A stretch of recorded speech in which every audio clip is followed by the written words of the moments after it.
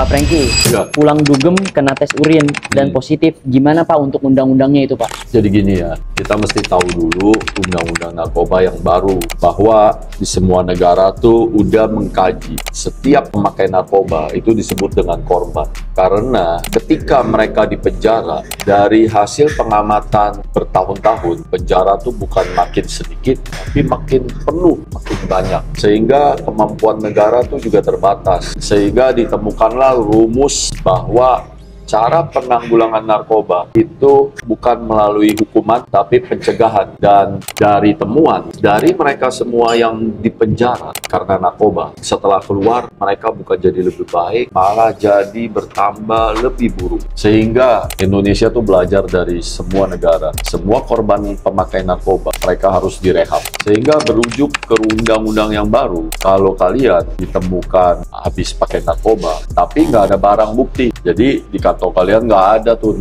BB narkoba, sehingga polisi itu nggak bisa mempenjarakan kalian. Kalian itu akan dirujuk untuk daftar di website BNN atau dirujuk ke BNN untuk mendapatkan surat rekomendasi rehabilitas. Dan kalian tuh nggak dikenakan biaya sama sekali karena rehab ini tuh gratis, dibayar oleh negara, ada undang-undangnya. Jadi gini, suatu hari ketika kalian kena, kalau kalian nggak bawa barang bukti, kalian tuh nggak usah khawatir, kalian tuh nggak perlu takut, sebab polisi tuh akan bawa kalian ke rehab. Tapi gini ya, informasi ini bukan berarti saya memberikan arahan kepada kalian untuk lebih memakai narkoba, karena nggak usah khawatir, di sini nggak ada hukumannya, bukan seperti itu. Tapi saya cuma mau kasih tahu bahwa narkoba tuh berbahaya. Narkoba tuh bisa menghancurkan negara. Oleh sebab itulah negara tuh melihat bahwa kalau negara itu bisa dihancurkan, jadi kita jangan tambah menghancurkan masyarakat kita dengan cara memberikan hukuman penjara gitu loh.